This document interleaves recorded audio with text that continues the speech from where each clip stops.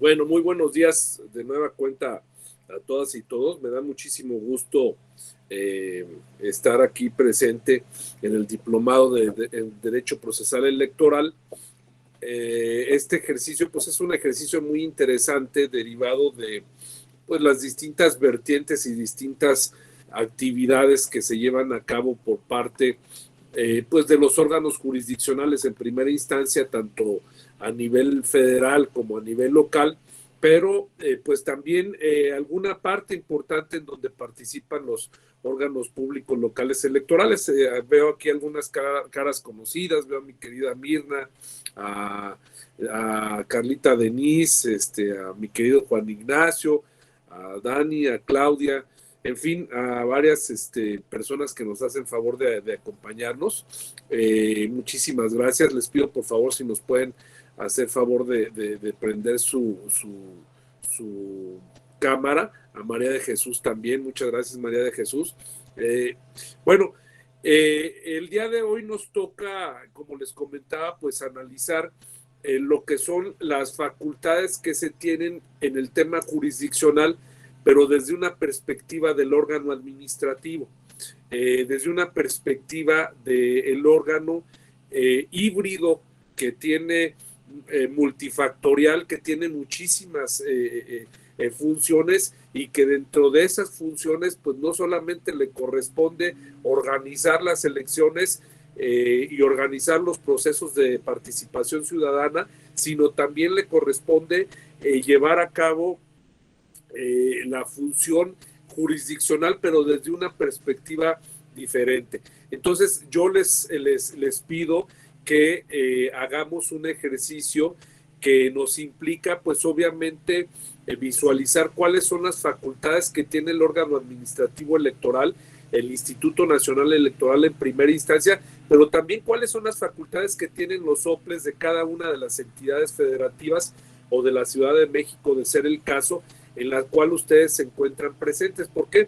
Porque de ahí nosotros vamos a ver con todas esas actividades que se tienen, cómo tiene el Instituto Nacional Electoral que resolver los asuntos que día con día se le presentan a través, pues obviamente, de una resolución formalmente definida o a través de, obviamente, determinados actos que se toman en cuenta en la resolución. Y quiero simple y sencillamente poner dos ejemplos importantes. La última participación que yo tuve en este módulo, en esta parte importante que son las facultades materiales jurisdiccionales del INE y del OPLE, fue en el mes de septiembre. En el mes de septiembre del año pasado ya habíamos pasado lo que era la etapa de la consulta ciudadana que se había, perdón, ustedes disculparán, que se había realizado y que había llevado a cabo el Instituto Nacional Electoral para, ustedes recordarán, juzgar a los expresidentes, ¿no?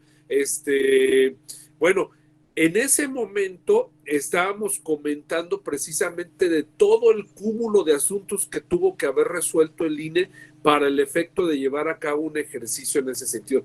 Eso lo vamos a ver más adelante. Pero ahorita estamos inmersos en un tema de la revocación de mandato. En el tema de la revocación del mandato han sucedido varias circunstancias que al Instituto Nacional Electoral le ha tocado resolver, ¿sí? Y si me preguntan ustedes, oye Ramón, es que es una función administrativa. Sí, es una función administrativa, pero eso no implica de que el órgano administrativo deje de resolver cosas que se ponen a consideración de él, ¿sí? Entonces, en este módulo, a diferencia de los módulos anteriores que tuvimos, vamos a analizar cuáles son las funciones que tienen los órganos administrativos electorales, principalmente el Instituto Nacional Electoral, pero también los soples en cuanto a la función jurisdiccional, ¿sí? O sea, ¿cómo resuelven los órganos administrativos electorales los asuntos que son sometidos a su competencia, ¿sí? Ahora bien, vamos a ver la característica, por ejemplo, del caso de la revocación de mandato, cómo es una excepción a la regla. Si ustedes recuerdan, el diseño que se hizo constitucional a partir del artículo 41 y a partir también del artículo 116, se mencionaba algunas cuestiones relativas a la revocación de mandato. Pero lo cierto es que a diferencia a la regla principal, ¿sí?, en la cual la mayoría de los estados han propiciado que existan modificaciones en la configuración constitucional, ¿sí?, en donde aparecen figuras jurídicas como el voto en el extranjero, algunas otras figuras jurídicas como lo que es la consulta. Aquí pasó al revés. Primero se incorporó la figura de la revocación de mandato, ¿sí?, a la Constitución política y se hizo una ley federal sobre la revocación de mandato, ¿sí?, y se aplicó a nivel federal, cosa que a nivel estatal no ha sucedido. Y vamos a ver más adelante qué consecuencias implican ello, ¿sí? Les pido por favor también de la manera más atenta cualquier duda o cualquier comentario que ustedes tengan, con muchísimo gusto me pueden interrumpir, pueden levantar la mano y pueden comentar. Esto se trata de que nos retroalimentemos todos, que sea ganar, ganar, que sea saber, saber y aprender todos, yo de ustedes y ustedes obviamente pues de algunos comentarios que yo haga al respecto. Bien, ahora, ¿cómo vamos a abordar esto? Esto tenemos que abordarlo, las facultades, analizando primeramente el contexto jurídico y el contexto normativo, tanto a nivel federal como a nivel local, ¿sí? Les pido de favor que, perdón, que por favor, primero tomemos en consideración las facultades que se tienen por parte del Instituto Nacional Electoral, pero sin dejar de un lado las facultades de los órganos públicos locales electorales o de los OPLES.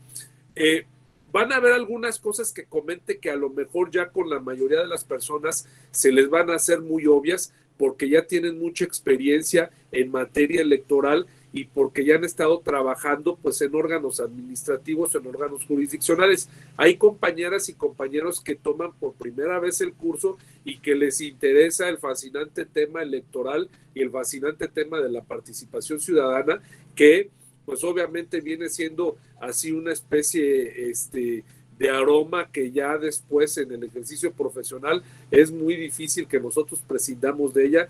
Yo pues empecé hace ya algunos años, en 1998, a participar en esto. Y bueno, pues yo les puedo decir que siempre me pasaba el primer proceso electoral, dije, este es el último en el cual voy a participar, es muy pesado, es muy complejo, y miren, participe ya desde hace mucho tiempo. Igual me pasaban los fenómenos de los mecanismos de participación ciudadana, esta es la última consulta que participo, este es el último observatorio electoral que me toca organizar, ya no vuelvo a hacer, y miren, ahí estamos, y estamos con muchísimo gusto. Tiene ese aroma, esa adrenalina inexplicable en la materia electoral y de participación ciudadana que nos envuelve día con día, y que decimos, ya estamos hartos de los criterios, y al miércoles siguiente hay un criterio que se emite que nos hace pues reflexionar distintas cuestiones, ¿no? Entonces, yo les recomiendo mucho que analicemos la Constitución Política de los Estados Unidos Mexicanos, las leyes como lo que es la Ley General de Instituciones y Procedimientos Electorales, mejor conocida para los cuates como la LEGIPE, lo que es la Ley General de Partidos Políticos, en fin, las normas generales, los reglamentos, los acuerdos y los lineamientos del Instituto Nacional Electoral, que van a ser una guía muy importante para el efecto pues de comprender las distintas figuras jurídicas, pero también en ese mismo momento o a la par estemos analizando qué pasa, María de Jesús, en tu estado, o qué pasa, Antonio, en tu estado, o qué pasa, Alma, si estás en la Ciudad de México, en la Ciudad de México respecto de las normas en materia electoral que rigen esta situación, para el efecto de que comprendamos un poco y asimilemos un poco cuáles son estas circunstancias. Bien, vamos a analizar un aspecto fundamental. Primero, en Chiapas, Elizabeth, muy bien en Chiapas. Bienvenida, Elizabeth. Entonces les comentaba, Hay algunos aspectos que son importantes que tengamos en consideración respecto de la reforma, y por eso les estoy pidiendo de que tomemos en cuenta cuáles son las facultades que tienen el Instituto Nacional Electoral. ¿Por qué? Antes de la reforma ya voy a aparecer de esas personas que empiezan a estar contando la trayectoria de la vida, pero sí es importante que tengamos en cuenta que antes de la reforma existían las competencias del Instituto Nacional Electoral muy definidas, que era el Instituto Federal Electoral, y las competencias de los institutos electorales locales, así se les llamaba, o consejos electorales locales, ¿sí? Como es el caso de Nuevo León, muy definidas, ¿sí? No había, una mezcolanza como actualmente existe en el tema de las facultades, ¿sí? Pero sí habían algunos temas que estaban reservados exclusivamente para el Instituto Federal Electoral. El tema relativo a la credencial para votar, el tema relativo a radio y televisión, que eso es una parte de una reforma que se viene en del 2007, y algunos aspectos también pues relativos a algunas prerrogativas que solamente el Instituto Nacional Electoral podía proporcionar. En términos generales era así, pero se viene la reforma del 2014 y la reforma del 2014 replantea esa configuración, señala al Instituto Nacional Electoral como la autoridad máxima a nivel nacional en el tema, en materia electoral y de participación ciudadana a nivel federal, entre otros muchos otros temas, pero también hace la configuración de generar algunas facultades exclusivas para el Instituto Nacional Electoral, incorpora el tema de la fiscalización, ¿sí? Y aparte le otorga otras facultades como es el tema del Servicio Profesional Electoral Nacional, ¿sí?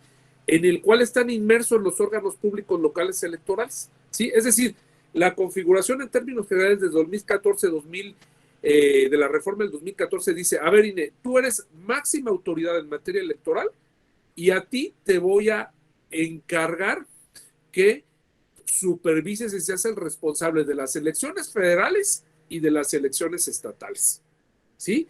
Pero también te voy a dar facultades que son exclusivas para ti, aparte de las que ya tenías.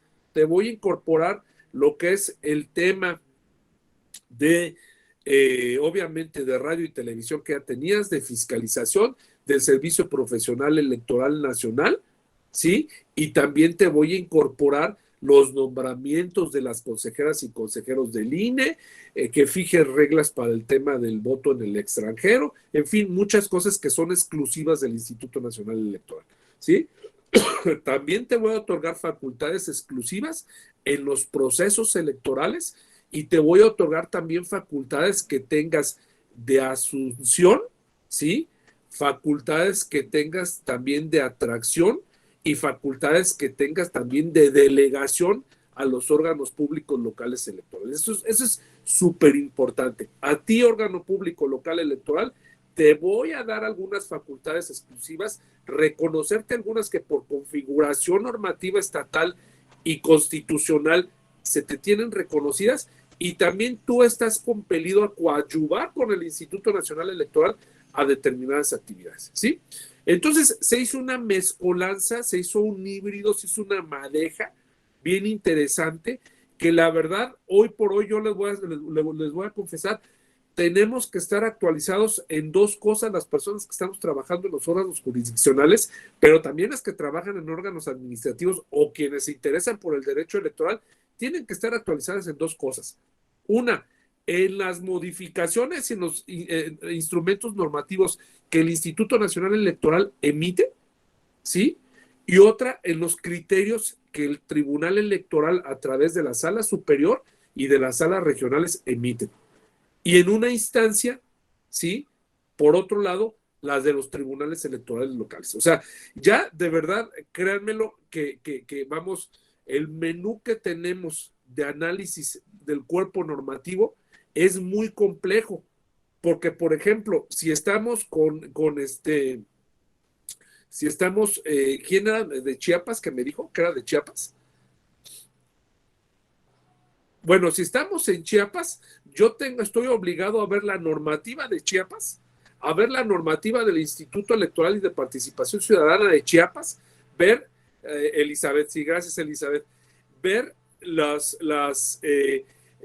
resoluciones que emite el Tribunal Electoral de Chiapas, pero también analizar los cuerpos normativos del INE y los cuerpos, los reglamentos, los acuerdos que aprueba el Instituto Nacional Electoral, pero también los criterios de la Sala Superior y del Tribunal Electoral del Poder Judicial de las salas regionales del Tribunal Electoral del Poder Judicial de la Federación. O sea, eso está obligadísimo, pero vamos a centrarnos un poquito en nuestras facultades jurisdiccionales de los órganos administrativos. Primero, ¿quién me puede decir cuál es la diferencia entre una resolución y una sentencia?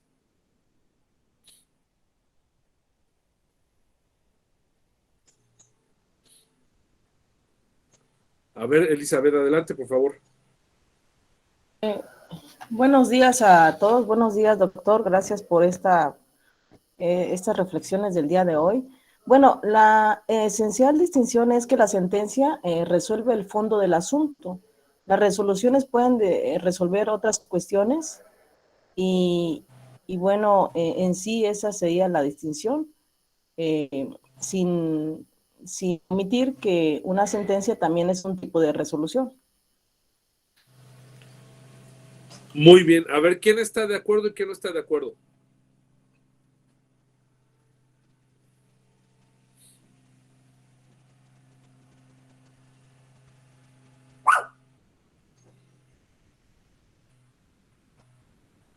A ver, vamos a tratar de dilucidar un poquito esto. A ver, sí, adelante, Viviana, adelante, por favor. Y después Juan Ignacio. Adelante, Viviana. Quería comentar, estoy de acuerdo con la compañera. Muy bien, Viviana, muchísimas Sí, gracias. también estoy de acuerdo, pero me parece prudente también establecer que la sentencia está reservada a la autoridad jurisdiccional. Gracias. En ese sentido, como potestad exclusiva de ellos. A ver. Muy bien, muchas gracias, Juan Ignacio. A ese punto quería llegar. A ver, las sentencias invariablemente se emiten por la autoridad jurisdiccional. Las resoluciones no necesariamente, ¿sí? Entonces, doctrinariamente, desde ahí ya empezamos con una diferenciación. Oye, Ramón, es que las juntas de conciliación arbitraje, es que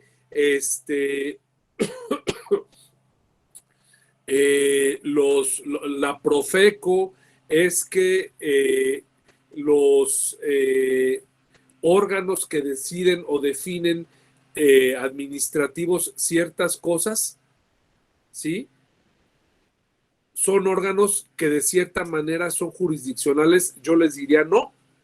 A diferencia, por ejemplo, que pasa con el Tribunal de Justicia Administrativa, a diferencia de lo que pasa con el Tribunal Electoral, ¿sí? Que son órganos, en los estados me refiero, que son órganos autónomos que sí emiten,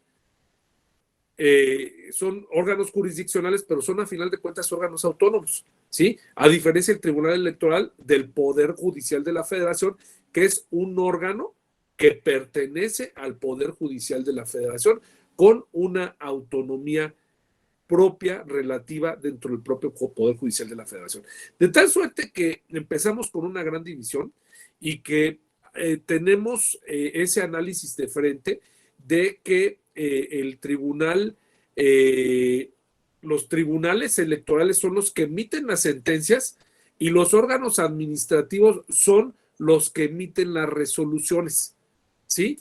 ¿Qué otros aspectos vamos a encontrar de diferencia entre una resolución y una sentencia? ¿Cuáles son las características que tiene una resolución y que tiene una sentencia? Primero, el confeccionamiento o el cuerpo que reviste cada una de ellas, ¿sí? Las resoluciones por lo regular cambian y son diferentes, son de diversas formas, por así decirlo. Y las sentencias tienen por lo regular una estructura, uniforme. Es decir, empiezan con un encabezado, empiezan con lo que son,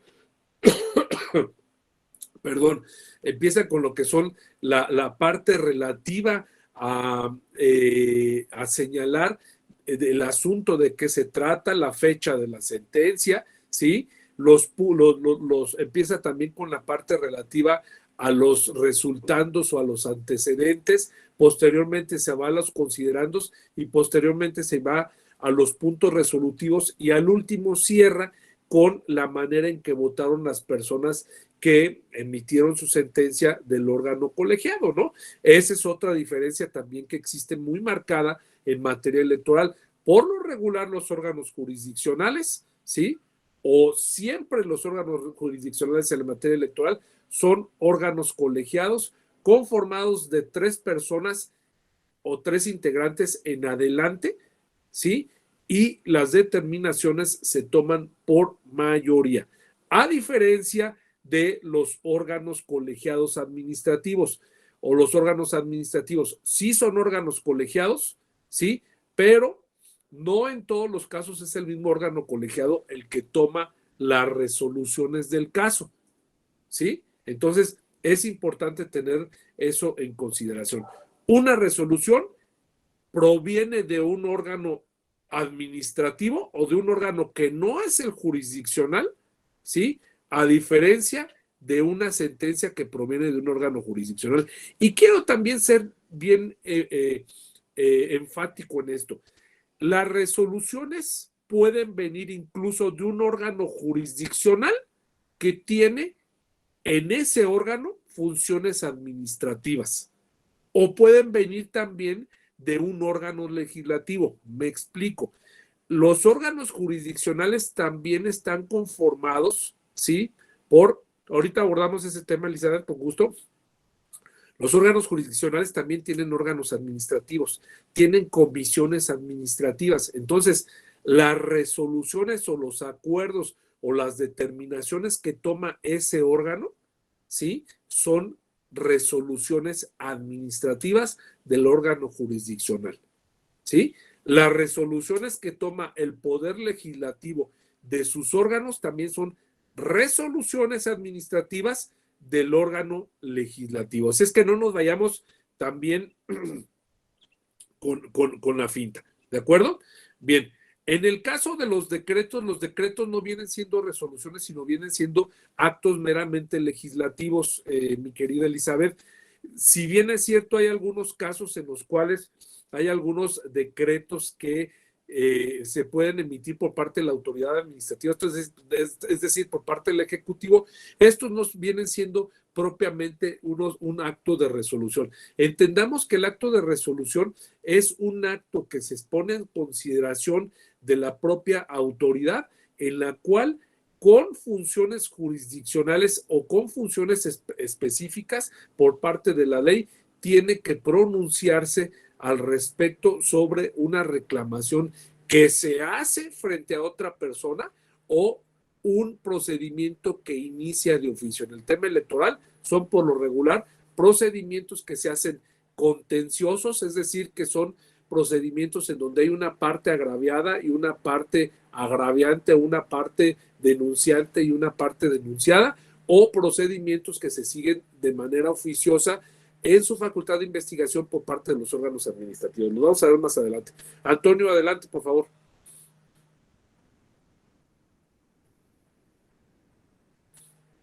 Traes apagado el micrófono, Antonio.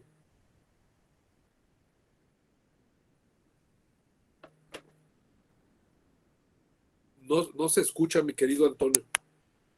No sé si tengas por ahí problema con el audio, pero si quieres escribirla o si quieres te sugiero que que te salgas y te vuelvas a meter, y con mucho gusto, ya que estés adentro, continuamos, ¿te parece? Gracias, Antonio. Muy bien. ¿Y qué pasa con la sentencia? La sentencia la emite el órgano jurisdiccional, ¿sí? Y la sentencia cumple con una determinada forma. Y la sentencia siempre se lleva a cabo el análisis exhaustivo del asunto que es sometido a litigio, ¿sí? Esa es la característica importante. Ok, ¿cuáles son las características de los órganos administrativos electorales? En este caso, en general, vamos. Siempre las características de las resoluciones de los órganos administrativos, por lo regular, son de estricto derecho en la mayoría de los casos. Es decir, las resoluciones siempre van a atender a la causa justa del reclamo sin analizar algunas cosas adicionales. Ojo, vamos a ver más adelante que hay algunas excepciones, como es el caso de la obligación que tienen los estados o los miembros del Estado mexicano de salvaguardar los derechos humanos de conformidad con la reforma que hubo del 2010 y 2011, ¿sí? En la cual se compelió a los órganos del Estado, ¿sí? A todos los órganos del Estado, para el efecto de que garantizaran y potenciaran y emitieran medidas afirmativas, ¿sí? En favor o en pro de los derechos humanos, ¿sí? Máxime porque México es parte de la Convención Interamericana o es parte del Pacto de San José o de distintos pactos de la Convención Interamericana de Derechos Humanos. O sea, México es parte de ese convenio y ratificó también ese convenio y por lo tanto está obligado en esos términos a cumplir con esos parámetros, ¿sí? ¿Qué características tienen las resoluciones de los órganos administrativos? Son de estricto derecho, ¿sí? O sea, tienen que analizar la parte que se impugna, ¿sí? Es decir, la parte en la cual el quejoso hace valer las violaciones y la parte relativa a las excepciones o los mecanismos de defensa de la parte denunciada. O sea, en pocas ocasiones cuando hablamos, por ejemplo, en el tema de violencia política por razón de género o en el tema de asuntos indígenas, ahí todas las autoridades están obligadas, ¿sí?, a la oficiosidad y a lo que es la suplencia de la queja. Vamos a analizarlo más adelante, al igual que en algunos temas laborales, pero eso los analizamos más adelante. Zaira, adelante, por favor. Adelante, Zaira. Tienes apagado el micrófono.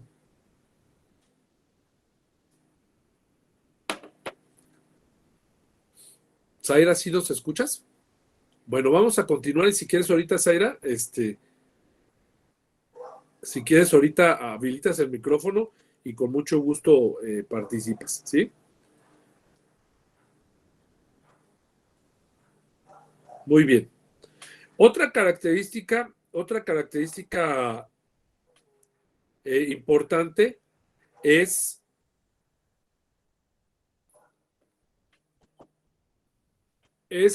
también de que las resoluciones vienen siendo un resultado de un procedimiento seguido a instancia de parte agraviada o de oficio. Ustedes, muy rara ocasión, casi les puedo decir el 99% no, van a ver un órgano jurisdiccional que inicie un procedimiento oficioso. O sea, es muy, muy, muy complejo, ¿sí?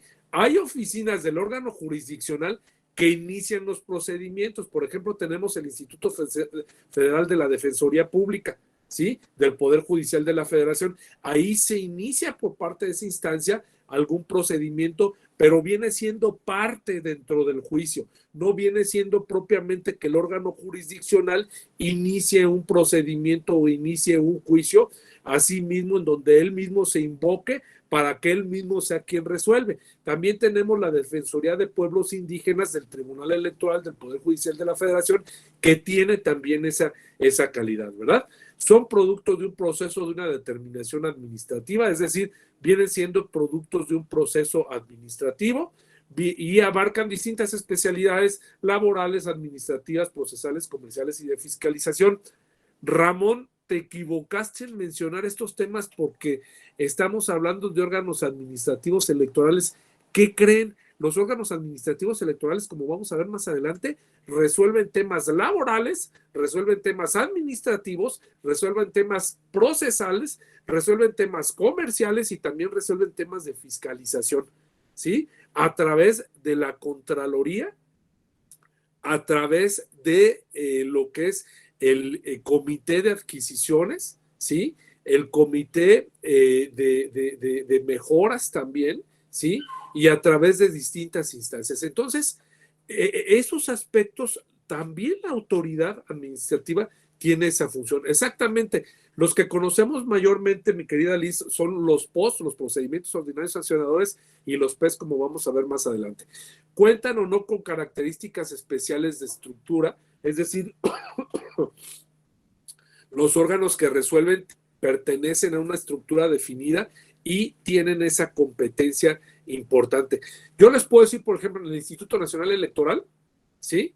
No es el mismo órgano que resuelve los temas de las medidas cautelares, no es el mismo órgano que resuelve el tema del Servicio Profesional Electoral Nacional, no es el mismo órgano que resuelve el tema del Servicio Profesional Electoral Nacional y de los OPLES, no es el mismo el que resuelve también los temas relativos a fiscalización, no es el mismo el que resuelve el tema de radio, de la transmisión de radio y televisión, ¿sí? De los pautados, o sea, vienen siendo órganos diferentes, ¿sí?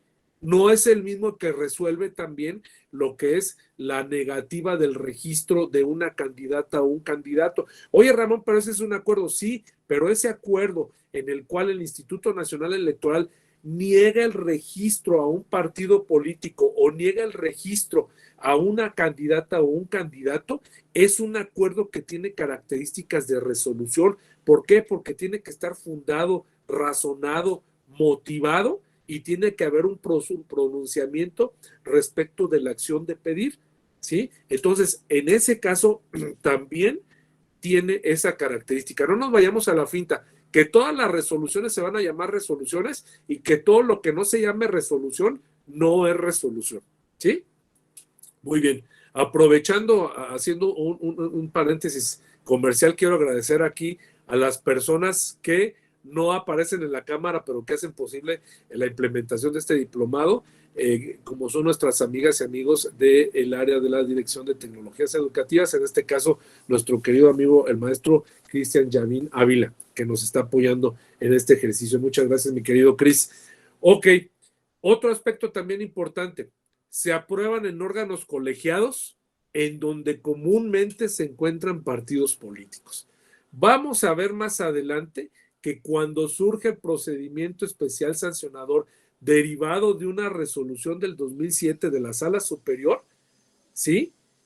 Uno de los razonamientos que ordena que se lleve a cabo la instauración de este procedimiento, ¿sí? Es la agilidad y la prontitud en la cual se tiene que resolver, que era diferente al procedimiento ordinario sancionador. Pero la reforma del 2014 dice, oye, ¿sabes qué? Y aparte la configuración en este sentido va a ser que el órgano administrativo ya no resuelva estos asuntos porque no puedes organizar elecciones y resolver asuntos en los cuales los partidos políticos son parte y aparte están sentados en la misma mesa, cosa que genera una complicación, una desnaturalización de la función administrativa del órgano electoral, ¿sí? Entonces, los órganos colegiados de los órganos administrativos electorales, que veo que aquí hay muchas personas que han trabajado o que trabajan en órgano administrativo electoral, uno de los talones de Aquiles son los partidos políticos. Y bien me puede decir, por ejemplo, Juan Ignacio, o me puede decir Denise, o puede decirme Mirna, que los problemas se vienen bien fuertes cuando el órgano colegiado se sienta a la mesa para juzgar actos de quienes participan en la mesa y van a sancionar a quienes participan en la mesa. Pues no esperen que las personas que participen en la mesa, que son partidos políticos, les aplaudan o vayan a decir, oye, ¿sabes qué? Pues sí, estamos totalmente de acuerdo y me someto a tu facultad ad imperium para que tú resuelvas esto, ¿no? O sea, la verdad es que nunca es así y siempre son complejos, ¿no? Juan Ignacio, adelante. Sí, rápido. Lo que estamos viendo ahorita es lo que en la universidad a veces nos explicaban de las funciones formales y materiales, ¿no? Así como la veíamos como a grandes rasgos, pero aquí ya estamos viendo un ejemplo de cómo funciona esta clasificación que veíamos hace mucho tiempo, ¿no? Quienes estudiamos la abogacía. A lo mejor para quienes no lo han estudiado, pues sí está un poquito enredado con esto, pero este es el ejemplo vivo de esta clasificación. Y lo último, lo que estás mencionando ahorita, pues ayer lo vimos, ¿no? Se difundió que, por ejemplo, Morena estaba diciendo, no, ya suspendan la revisión de las firmas, ya se reunieron y ya suspéndanla porque estarían violando la ley. A mí me parece que no es así. O sea, la ley te establece que tienes que revisar todas y dentro de todas tienes que ver que se cumple el umbral que te solicitan, ¿no? Pero eso es lo que estábamos viendo, esta oposición de diferencias interpretativas de alguna manera. Sí, muchas gracias, Juan Ignacio. Vamos a verlo más adelante. Este tema que tocas es bien importante y no nada más es en el tema de las firmas de la revocación de mandato. La firma del respaldo ciudadano para la obtención de la candidatura independiente, también pasan esos fenómenos, que votan los muertitos, o que votan gente que no es mayor de edad, o que votan gente que no es nacional. O sea, pasan esas situaciones, pasan esas circunstancias. Entonces, el órgano administrativo electoral, en este caso, que es el Instituto Nacional Electoral, tiene la obligación de investigar a fondo esos casos. El propio reglamento, ¿sí?, de quejas y denuncias del INE señala, y también el de fiscalización, que cuando de la revisión del asunto se adviertan probables violaciones a otros cuerpos normativos, tiene la obligación, la instancia,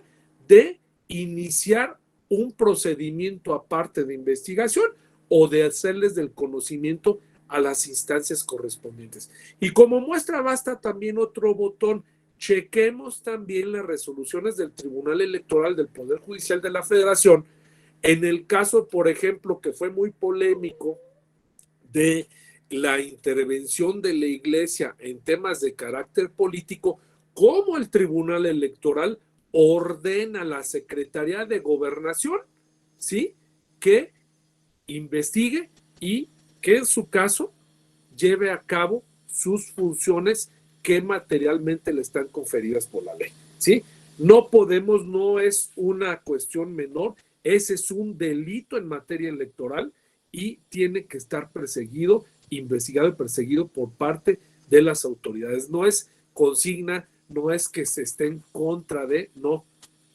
Por cierto, vamos a verlo más adelante, que estas son actividades netamente ciudadanas, de participación ciudadana, no son electorales y por lo tanto no intervienen los partidos políticos y no interviene el gobierno.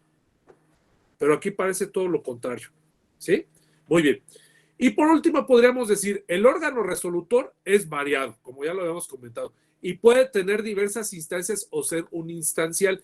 Es decir, dentro del propio órgano administrativo hay instancias. Vamos a verlo en el recurso de revisión de los actos llevados a cabo por parte de los órganos desconcentrados del INE, cómo tiene esa facultad del Consejo General del Instituto Nacional Electoral para el efecto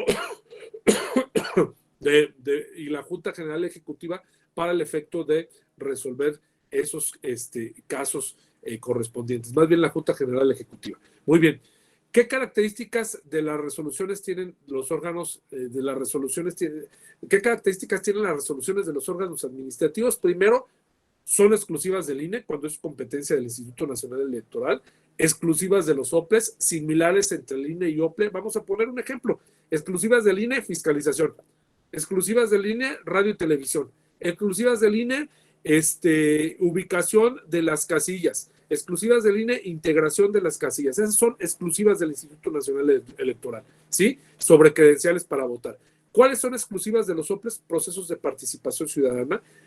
¿Cuáles vienen siendo también los procesos de lo que es el cómputo y la entrega de la constancia de mayoría en los procesos electorales? ¿Y cuáles son similares entre el INE y el OPLE? Viene siendo el voto de los mexicanos en el extranjero, vienen siendo también algunos temas relativos entre violencia política por razón de género y vienen siendo algunos otros temas del observatorio, los observatorios electorales, ahí son similares, ¿sí? Son declarativas y contienen un catálogo de sanciones, es decir, la mayoría de las resoluciones del Instituto Nacional Electoral y de los OPLES, desprendiéndonos de los procedimientos que se siguen, tienen tres cosas. Una, sí es responsable. Dos, no es responsable. Tres, si es responsable, aplico las sanciones correspondientes. Fíjense mucho cómo en muchas ocasiones, bueno, en la mayoría de las ocasiones, el Tribunal Electoral regresa al Instituto Nacional Electoral, ¿sí?, los asuntos en donde se tiene que pronunciarse acerca de la responsabilidad, ¿sí?, y la sanción que en su momento dado se dé, ¿sí? Cuando hay responsabilidad. Cuando no existe responsabilidad, simple y sencillamente el tribunal dice, oye, aquí en este caso, atendiendo a determinados criterios, no existe responsabilidad. Por lo tanto, no te reenvió el asunto, ¿sí? Por lo regular, no existe reenvío. Esto es entre los órganos administrativos. ¿Qué es el reenvío? A ver, ¿qué me puede ayudar, mi querido Toño? Ahora sí, ¿puedes habilitar tu micrófono? ¿Pueden escucharme? No, ya, ahora sí, mi Toño, venga. Ok, gracias, doctor. Buenos días a todas y a todos. Era una pregunta en relación a, hablando generalmente de las particularidades de las resoluciones. Eh, Tenía una pregunta, y hablaba usted Y adelante la que... de órganos legislativos. ¿Un dictamen de alguna propuesta de ley puede ser llamada una resolución? Porque dentro del proceso legislativo un dictamen de ley cumple con algunas características. Es aprobado entre un órgano colegiado, que son las comisiones a las cuales es turnada la ley, y se aprueba o no se aprueba el dictamen. Esa petición de la mesa directiva, la cual turna la propuesta de reforma la ley. Y también tiene este dictamen es de estricto derecho y también tiene sus particularidades. Y usted nos decía que no siempre todas las resoluciones tienen que ser llamadas resoluciones, también tienen otros nombres. Entonces mi pregunta es esa, un dictamen que elabora una comisión de algún órgano legislativo puede ser también considerado una resolución. Muy bien, es súper interesante la pregunta, que es de cierta manera la pregunta que nos hace Elizabeth. Yo empezaría por cuando se presenta una situación de ese tipo, primero les preguntaría si existe alguna colisión o existe algún interés jurídico dentro del asunto, ¿sí? Primero, algún interés jurídico sobre el cual la autoridad tenga que pronunciarse, ¿sí? Entonces, de primera entrada, o de entrada te diría, Toño, a ver, aquí no hay una colisión o no existe un choque de distintos intereses jurídicos al respecto, ¿sí? Por lo tanto, en ese parámetro no cumple esta actividad legislativa esa función. Recuerda que las resoluciones siempre se van a pronunciar sobre algún interés jurídico que se somete ante la autoridad por parte de, por así decirlo, de gobernados, ¿sí? Es decir, cuando una persona solicita el registro de una candidatura, ahí hay un interés jurídico del gobernado que acude ante la autoridad administrativa a que la autoridad administrativa se pronuncie sobre ese derecho que legítimamente tiene la persona o tiene la ciudadana o el ciudadano, ¿sí?, a su favor y que está ejerciéndolo, ¿sí? En el caso de la configuración y la creación de una norma jurídica, no existe ese supuesto. Sí existe un interés social de que la autoridad legislativa cumpla con sus funciones para el efecto de que legisle respecto de algún asunto o modifique algún criterio previsto en una norma, ¿sí?, para el efecto de que satisfaga esa necesidad. Pero en sí, en estricto derecho, no existe una colisión de derechos, ¿sí? O no existe me puedes decir, oye, pero es que fue el colectivo trans al efecto de que se emitiera una ley para el efecto de que los protegiera, y están ahí acudiendo con un interés legítimo. A ver, sí, pero no hay un tema controversial, no hay un tema en el cual se pida de que la autoridad, sí, ejerce esas funciones jurisdiccionales que por ley, sí, se tiene que llevar a cabo para que resuelva un asunto sometido a su consideración, ¿no? Eh, no sé si esté claro ahí en ese sentido, mi querido Toño, ¿sí? Ok, adelante, por favor, Juan Ignacio.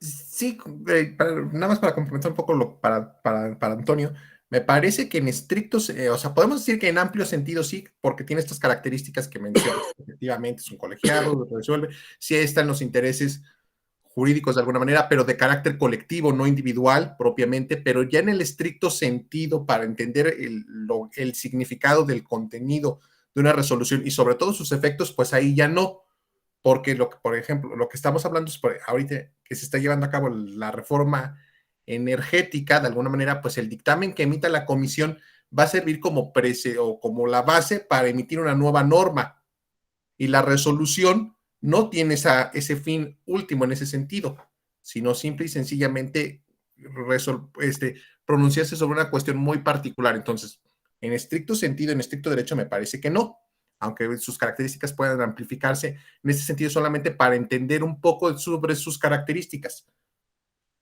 Muy bien, muchas gracias, Juan Ignacio. Bueno, vamos a continuar. Entonces, este aspecto también es bien importante que lo tengamos en cuenta, lo que estábamos comentando respecto de esa función que tienen los órganos administrativos, que vienen siendo, por lo regular, vienen siendo uninstanciales. Y también vamos a tomar un poco en consideración lo que dice su compañera Fabiola, de que es más una opinión técnica sobre un asunto, por eso se remiten a distintas comisiones, ¿no? Que eso viene siendo pues lo que es propiamente el decreto. Muy bien, vamos a continuar. Ahora, ¿qué características también tienen de las resoluciones de los órganos? Como les comentaba, son exclusivas del INE, de los OPLES, INE-OPLES, son declarativas y contienen catálogo de sanciones. Por lo regular no existe el reenvío. La pregunta aquí era, ¿qué es el reenvío? Ya por ahí alguna de sus compañeras nos había comentado esto. A ver, el reenvío es una figura jurídica que tiene el órgano de máxima jerarquía, ¿sí? O el órgano revisor de las actividades o de los actos de un órgano inferior para el efecto de regresarle el asunto con la finalidad de que se vuelva a someter o vuelva a analizar el asunto bajo determinados parámetros. Es decir, estamos hablando de una primera instancia y una segunda instancia. Son por lo regular esas funciones que lleva a cabo el órgano jurisdiccional hacia, por ejemplo, los tribunales colegiados o los tribunales de apelación, que actualmente ya se conocen conforme a la reforma, hacia los juzgados de distrito para el efecto de que vuelva a resolver, ¿sí?, en plenitud de facultades un asunto porque omitió llevar a cabo el análisis de determinados aspectos que la parte demandante o la parte demandada le solicitó a la autoridad, o lo que pasa con la sala superior cuando regresan los asuntos a la sala especializada o a la sala regional para el efecto de que vuelva a emitir una resolución en el sentido de determinadas características, o cuando se la regresa también a los tribunales electorales locales en ese sentido, o lo que hacen las salas regionales hacia los tribunales electorales locales, ¿no? En ese sentido. Ok. Hay algunos casos en que los temas administrativos ocupan voto calificado, ¿sí? O no, ¿sí? En la mayoría o en todos los órganos administrativos se ocupa voto calificado, ¿sí? Se ocupa voto calificado. En los órganos, ¿sí? En los órganos jurisdiccionales es muy, muy, muy raro, ¿sí? Es muy, muy raro. Entonces, que se ocupe un voto calificado, salvo, por ejemplo, cuando vemos en el caso de la Corte, ¿sí? Cuando va a resolver los asuntos de inconstitucionalidad, que se ocupa por lo menos el voto de 8 ministros de 11 o ministras de 11 para que sea aprobado y para que tenga efectos vinculatorios esa resolución, ¿sí? Hacia pues los órganos que tienen que ver, los órganos jurisdiccionales o también incluso el Tribunal Electoral del Poder Judicial de la Federación. ¿De acuerdo? Muy bien. ¿En qué caso, Ramón, puede ser? Cuando voy a aprobar el nombramiento de una consejera o un consejero. ¿En qué caso, Ramón? Cuando voy a remover a una consejera o a un consejero, y en algunos otros casos que voy a realizar también pues el nombramiento de funcionarios en materia electoral. Ahí se ocupa el voto calificado en ese sentido. Cuando voy también a aprobar el presupuesto, ¿sí? Ahí se ocupa. Ahí me pueden decir, oye Ramón, pero es que ahí no hay ningún problema, no hay ningún conflicto. Sí, efectivamente no lo hay, pero dadas las características de la resolución o del acuerdo que tiene que emitir el órgano administrativo electoral, cumple con los parámetros de una resolución en ese sentido, ¿no? Bien, ¿cuáles vienen siendo las gamas de las distintas actividades que lleva a cabo el órgano administrativo dentro o fuera del proceso electoral? Porque también esa es otra cosa. Dentro y fuera del proceso electoral tienen reglas diferentes los procedimientos que se tienen que resolver, ¿sí? Ok, va. Actos jurídicos derivados de la función electoral y del proceso electoral sujetos a resolución. Los vamos a ver más adelante. Facultades de asunción, atracción y delegación. ¿Cuál es la asunción? Yo asumo la elección de cierto estado en su totalidad o de manera parcial. Ahí debo de resolver por mayoría de votos y tiene que resolverse de manera fundada, motivada y razonada y legal. ¿Sí? Facultad de atracción, atraigo de manera parcial o total el criterio o la actividad que tiene que llevar a cabo el OPE. ¿Sí? Ahí también es por mayoría. Delegación, mi facultad, revisora en materia de fiscalización para verificar la existencia de propaganda electoral en bardas, se la delego al OPLE para que en mi representación lleve a cabo esta facultad y me informe. ¿Sí me explico? Entonces, ya hablamos de eso. Actividades de facultad de atracción, actos de campaña, actos de precampaña, de propaganda de precampaña y campaña, observaciones en ubicaciones de mesas directivas de casilla, mantener el orden y la casilla y suspender temporal o definitivamente la votación, recepción de escritos de protesta ante las mesas directivas de casilla, determinación de validez del voto en la etapa de cómputo y de validez en las mesas directivas de casilla, validez de las actas de la jornada de escrutinio de cómputo, la determinación del recuento parcial y total de votos en la etapa de cómputo, declaratoria de legalidad y validez de la elección, ¿sí? En las distintas instancias del INE, asignación de diputados y senadores por el principio de representación proporcional. A ver, quienes han estado trabajando en el Instituto Nacional Electoral o trabajan en el Instituto Nacional Electoral no me podrán negar que todas estas determinaciones que tiene o que debe de tomar el Instituto Nacional Electoral son determinaciones que implican una resolución del acto administrativo, ¿sí? Simple y sencillamente, un presidente de una mesa directiva de casilla se tiene que pronunciar forzosamente, ¿sí? Cuando ve que existe una propaganda electoral en 50 metros alrededor de donde se encuentra ubicada, ¿sí? La mesa directiva de casilla o la urna, pues, o vamos, la casilla, ¿sí? Entonces tiene que ordenar que se retire. Si existe una alteración en el momento de la votación, también tienen que tomar determinaciones. ¿Sí me explico? Bien. Tema.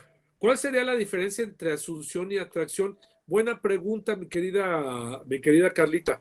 Asunción es relativo a la organización de las elecciones. Puede ser parcial o puede ser total. Y atracción es relativo a alguna facultad que les toque a los órganos públicos locales electorales. Te voy a poner un ejemplo muy claro, les voy a poner un ejemplo muy claro. La obligación que se tiene para el efecto de lo que es la elaboración de lo que es la elaboración del calendario electoral. ¿Sí?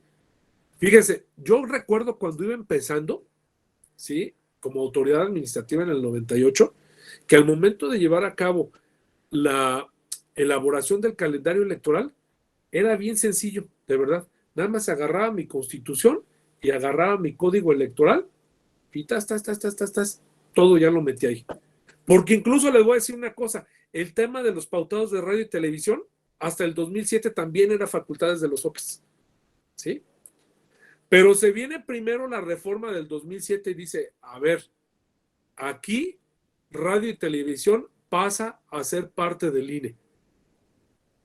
Pues entonces ya dije, bueno, voy a hacer mi calendario electoral, ¿sí?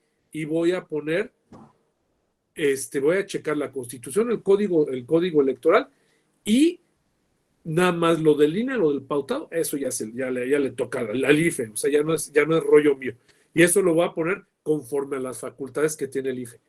No, pero se viene el 2014 y viene un cambio brusco de toda la configuración normativa, ¿sí? Y dice, estas son las facultades del INE, estas son las facultades de los OPLES, ¿sí? Estas son las facultades de los estados y estas son las facultades que tiene la federación, ¿sí? Y ya no solamente me tocó meterme a ver la Constitución del Estado, el Código Electoral del Estado, la Constitución Federal, ¿sí? La LEGIPE y todos los acuerdos del Instituto Nacional Electoral. ¿Pero qué creen? La fecha del inicio del proceso electoral en cada estado cambia, ¿sí? Pero el INE, ejerciendo su facultad de atracción desde el 2014, asimiló o juntó o puso en fechas similares lo que era el proceso de selección interna de los candidatos de los partidos políticos, porque habían ocasiones que en algún estado empezaba ese proceso en septiembre, ¿sí? Y concluía en noviembre. En otros estados empezaba en octubre y concluía en enero. Y recuerden que el Instituto Nacional Electoral tiene la facultad de fiscalización. Entonces, si el instituto no armonizaba las mismas fechas de los procesos de selección interna de los candidatos, ¿sí? Iba a estar en una complicación técnica mayúscula porque no tenía los mismos tiempos para emitir sus resoluciones en materia de fiscalización. Imagínense también en las candidaturas independientes. Los estados tienen su libertad de configuración normativa en candidaturas independientes. Entonces, al Instituto Nacional Electoral también se le metía en camisa de 11 varas porque se tenían que pronunciar sobre los procesos de respaldo ciudadano. ¿Sí? Si se habían rebasado topes o no se habían rebasado topes. Entonces, ahí están ejerciendo su facultad de atracción. ¿Sí? No sé si me explique, Carlita, Elizabeth. ¿Sí? Ok, bien. Jessica, adelante, por favor. Muchas gracias, doctor. Buenos días. Justamente sobre este tema que comenta, evidentemente es uno de los grandes pendientes con el fin de armonizar, ¿no? Digamos, la armonización de los calendarios electorales en materia electoral, y lo acabamos de ver justamente ahora en el proceso electoral federal y los 32 concurrentes locales 2021. Me parece que evidentemente eso es algo que se tiene que legislar, tiene que estar regulado en algún momento, porque de otra manera entra como en esta situación, ¿no?, de los órganos electorales en las entidades federativas, finalmente autónomos, y dicen, yo puedo iniciar mi proceso electoral cuando yo lo determine. En el caso concretamente ahorita de 2021, el tema de la pandemia fue determinante, porque pues lo que se quería evitar era obviamente que estuvieran en las instalaciones de los consejos, pues tanto generales, locales, distritales, municipales en el ámbito local, la cantidad de personas ahí reunidas, entre consejeras, consejeros, representantes de partido, en fin, finalmente sabemos que las sesiones son abiertas al público. Esto de alguna manera posibilitó que varias entidades federativas incluso iniciaran su proceso electoral, no desde el año 2020 como se estila, como todos sabemos, se acostumbra incluso pues a nivel de un proceso electoral federal, y lo iniciaran hasta 2021, pero yo sí creo, y como experiencia reciente de este proceso electoral federal más grande que hemos tenido, con sus 32 concurrentes, a diferencia de 2018, que fue presidencial, pero solamente tuvimos 30 procesos electorales locales, ese es un gran talón de Aquiles, un gran tema que se tiene que llevar a la mesa de debate en materia de armonización de calendarios electorales junto con el calendario del proceso electoral federal. ¿Sería cuánto, doctor? Gracias. Muchas gracias, Jess. ¿Tú estás trabajando en el INE? Fui consejera local en el Estado de México, 3 procesos, distrital y bueno. Qué bueno, Jess. Muchísimo gusto saludarte. Carlita, Denise, o Denise, como te conozco, adelante. Está apagado el micrófono, mi querida Denisita.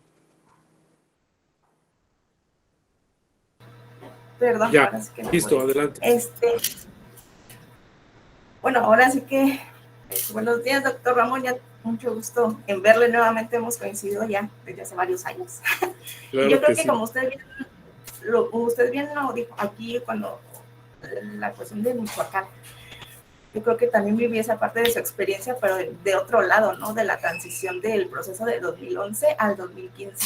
¿Por qué? Porque como usted bien recuerda, usted lo vivió en aquel entonces, era secretario ejecutivo del IEM, esa parte, ¿no? De que hicimos la elección o la jornada electoral la tuvimos en 2011 en noviembre. Entonces, y se hace la cuestión de la reforma electoral donde tuvieron que hacer las elecciones concurrentes. Y recuerdo yo mucho esa parte, ¿por qué? Porque ese periodo de gobierno del gobernador, valga la redundancia, fue muy reducido. En vez de los 6 años, duró 4 años y algo, si no mal recuerdo. Entonces, ahí vimos cómo la transición entre cuando el IEM en aquel entonces organizábamos todo, integración de casillas, capacitación a los ciudadanos, todo que antes nos tocaba, o más bien les tocaba a los institutos locales, y con la reforma del 2014-2015, que se vive el proceso del 2015 muy diferente. Y yo lo pude vivir porque en el 2015 estuve en la parte de un comité, en el comité municipal de Morelia, y ver esas cuestiones que se tiene que reforzar, y creo que aún se tiene que seguir reforzando, porque aunque esté esa reforma de ciertas atribuciones que se les quitaron a los OPLES, la coordinación entre el INE y los órganos locales en ocasiones es muy compleja. Y lo vivimos en la cuestión de la integración de las casillas, de los capacitadores electorales, en los funcionarios de casilla y todo eso, ¿no? Entonces, creo que sí es importante resaltar que aún, y con esta reforma, hay que ir paso a paso. Yo siempre he pensado, cada proceso electoral es diferente, se viven circunstancias diferentes.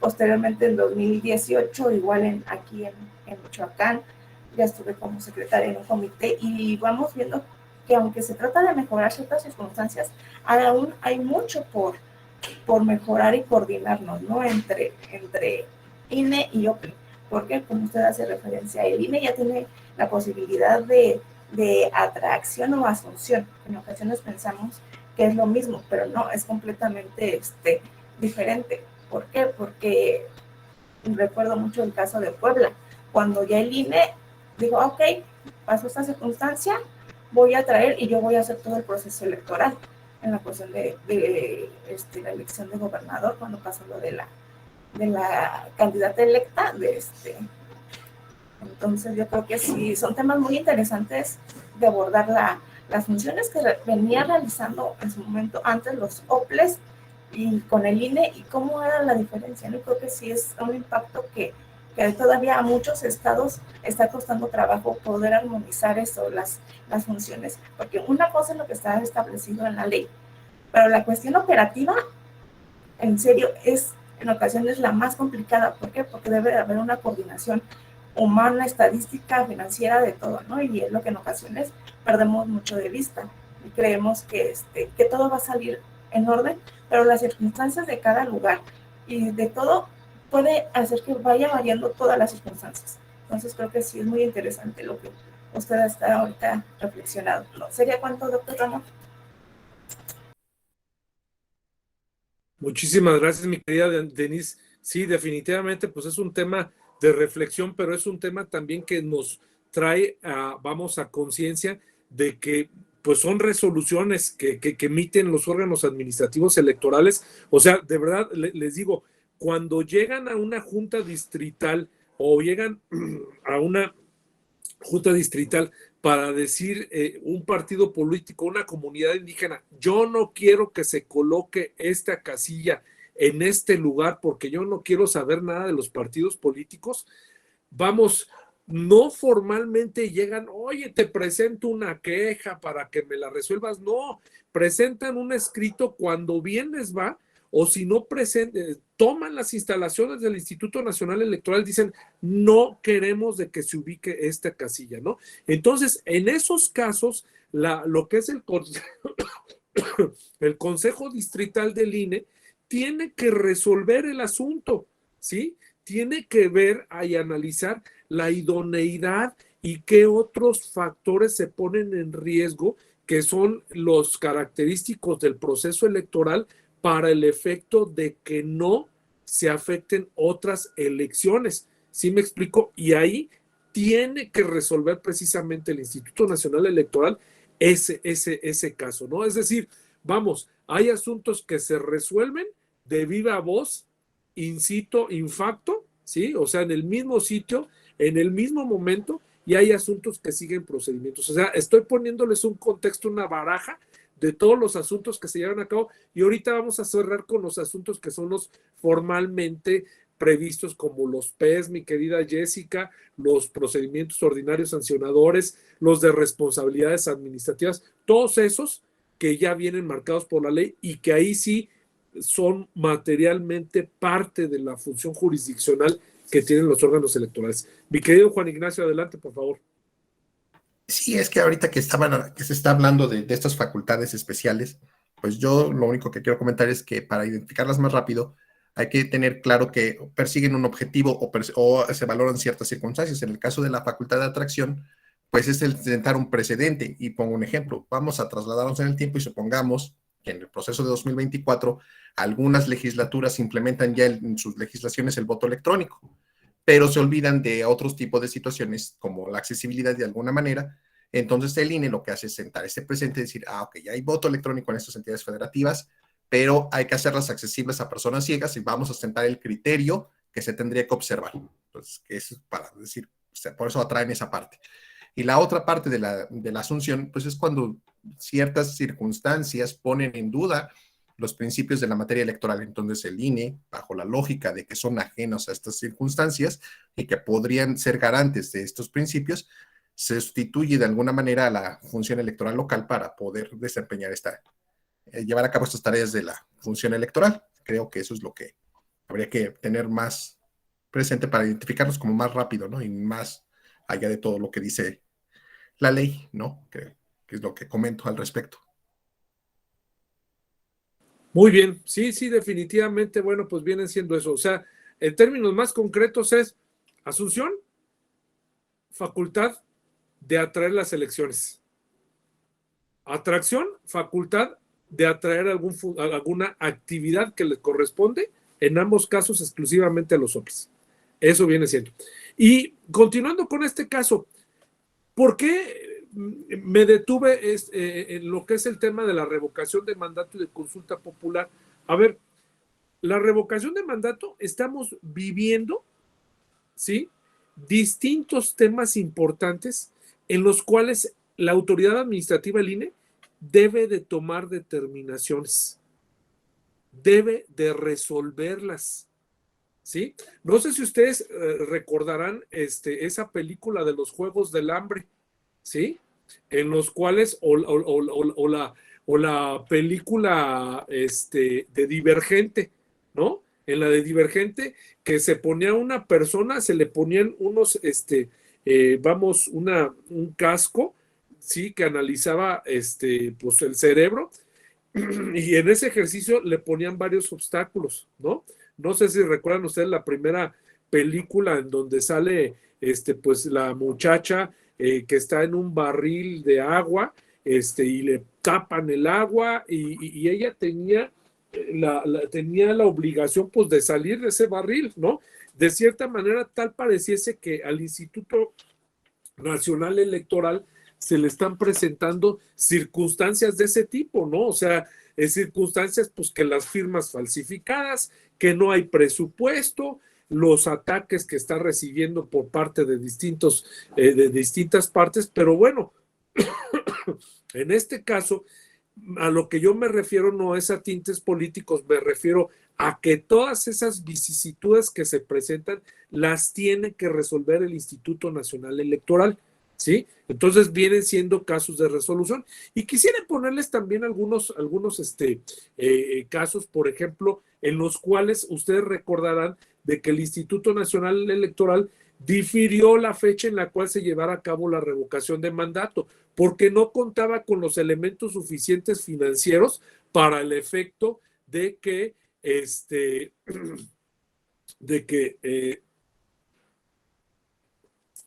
se llevaran a cabo varias actividades en las etapas de la revocación de mandato.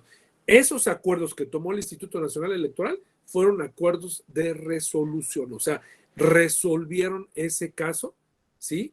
Y obviamente, pues esos acuerdos tenían que estar fundados, motivados y razonados. ¿Por qué? Ustedes vieron que los impugnaron, pero ustedes vieron que en ninguna de las resoluciones que emitió la Corte o que emitió la Sala Superior, en ninguna dijo, oye, es que hace falta, no está fundado, no está ni motivado, ni está resolviendo el caso concreto. No, directamente la Sala Superior se metió a resolver si lo que había determinado el Instituto Nacional Electoral era correcto o era incorrecto, ¿sí? Entonces, en este caso es lo mismo, la consulta popular también,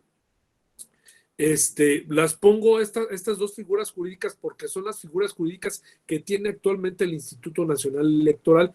Oye, Ramón, es que yo soy José Luis y vivo en esta parte, en este estado de la República, y quiero decirte de que aquí existe una ley de mecanismos de participación ciudadana y no nada más están o sea, el único que no está es la revocación de mandato, eso no está en ningún estado de la República, a pesar de que la ley ya lo prevé, de que la Constitución lo prevé, ¿sí? No está en ninguna ley de ningún estado, pero aquí lo que sí les quiero comentar es lo siguiente. Es una regla de excepción diferente en este caso, pero si ustedes ven la legislación en el caso de la Ciudad de México, existen varios mecanismos de participación ciudadana, el presupuesto participativo, la consulta. Si se van a otro estado está lo que es el plebiscito, el referéndum, la iniciativa, la consulta indígena. O sea, hay varios mecanismos de participación ciudadana. Entonces, en ese caso también se tiene que resolver. Y les quiero poner un ejemplo muy sencillo, lo que pasa en el caso del estado de Oaxaca o lo que pasa en el caso de Michoacán. Cuando vas a resolver la procedencia de una solicitud de consulta ciudadana para ver si cambias al sistema, ojo, aquí sí quiero hacer la aclaración, ambos son procesos constitucionales, son sistemas constitucionales, pero quieren cambiar del sistema de partidos políticos al sistema de usos y costumbres, ¿sí? En ese caso, ahí se da de que se tiene que resolver por parte de la autoridad administrativa razonado, fundado y motivado, ¿sí? El por qué se va a llevar a cabo esa consulta, ¿sí? Entonces, sí es importante de que tengamos eso en consideración. Y también cuando llevas a cabo la consulta, para el momento en que tú declares si la consulta fue válida o no, si se cumplieron con esos parámetros internacionales y esos parámetros que emite también en sus resoluciones la Sala Superior del Tribunal Electoral o las salas regionales, si se constriñeron o no en ese sentido. Entonces, ahí también resuelven los órganos locales electorales, ¿no? Bien, vamos ahora a los actos jurídicos derivados de la función electoral y del proceso electoral sujetos a resolución. Lo vimos, hay una serie de actos que tienen que ver precisamente con lo que son las determinaciones que debe de tomar la autoridad administrativa, en este caso el INE, que involucran el desarrollo del proceso electoral, ¿sí? Es importante que tomemos en consideración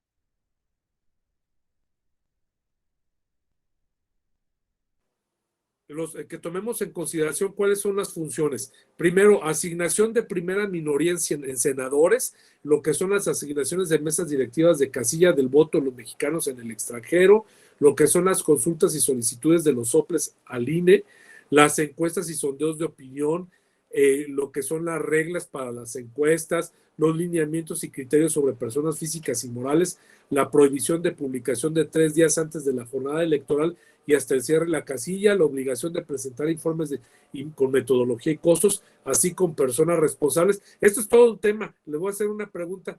¿Ustedes han visto algún procedimiento especial sancionador que se siga con las casas en contra de las casas encuestadoras? La verdad, yo no he visto, o han sido realmente muy pocos, ¿eh? Digo, casi aventurarme que no he visto ninguno, ¿sí? Bien, los debates, otro tema también bien importante. Hay en un estado un tema que le tocó resolver al Tribunal Electoral local y que después se pasó a la sala regional respecto de los temas de debate, ¿sí? Si después de determinados días, había anteriormente en esa legislación unos días que se ponían como límite para solicitar, ¿sí?, el visto bueno del OPLE para el efecto de llevar a cabo el debate, ¿sí? La legislación decía en ese sentido, oye, 20 días antes de la jornada electoral no puedes llevar a cabo ningún debate, ¿sí? Los lineamientos para la organización del debate de ese OPLE también se hicieron en ese mismo sentido y se impugna por parte de un candidato, ¿sí?, en el cual decía que se le estaban violando sus derechos fundamentales y sus derechos humanos, ¿sí? ¿Por qué? Simple y sencillamente una razón muy sencilla, ¿sí? Dijo, oye, la campaña electoral concluye 4 días antes de la jornada electoral, ¿sí? Entonces, hasta esa fecha yo tengo como límite para el efecto de poder llevar a cabo la organización del debate, ¿sí? No te lo estoy pidiendo que me lo hagas tú, OPLE, sino te estoy pidiendo, pues, de que me autorices para llevar a cabo esto. Entonces, yo tengo ese derecho y ese asunto me acuerdo que se fue al Tribunal Electoral. El Tribunal Electoral dio la razón, ¿sí? Y la sala regional confirmó, y esa parte que venía en el Código Electoral y que venía también en los lineamientos se declaró inaplicada, ¿sí? Entonces, este aspecto también es importante. PREP también, reglas, lineamientos, criterios de los cuales deben de sujetarse las partes, también es importantísimo en este caso, ¿sí? También los conteos rápidos, las obligaciones de la Secretaría Ejecutiva de difundir la realización y conclusión de cada etapa del proceso electoral, la propaganda electoral, es decir, cuando se va a tomar alguna medida cautelar respecto de lo que es la ubicación o colocación de propaganda electoral, la designación de las consejeras y consejeros de los órganos desconcentrados del INE, también de las funcionarias y funcionarios de los OPLES, de las consejeras y consejeros de los OPLES, la verificación y monitoreo, la transparencia y lo que ya les había comentado, consultas populares y revocación de mandato. Me van a decir, oye Ramón, es que esa no es parte del proceso electoral. Sí les puedo decir de que esa parte, ¿sí?, tiene que ver con un mini proceso electoral, ¿sí? Es bien importante tomarlo en consideración. De ahí brincamos ya a los procedimientos sancionadores, ¿sí? Los que conocemos, los que son los actores o los que son los principales actores de los procesos electorales, ¿sí? Vienen siendo en los procedimientos, vienen siendo el procedimiento ordinario sancionador y el procedimiento especial sancionador, ¿sí? Estos tenían nombres diferentes antes era un procedimiento administrativo, ¿sí? Y era un procedimiento ordinario, ¿sí? Claudia, muy buena participación. A ver, de verdad, con confianza, creo que, como les dije, esto es de que aprendamos juntos. Si quieres, mi querida Claudia, te cedo el uso de la palabra para que nos compartas esta importante anotación que nos estás haciendo del caso en San Luis Potosí, por favor, que ese es un referente y lo voy a manejar en un tema de violencia política por razón cuando lo veamos más adelante. Adelante, Claudia, por favor.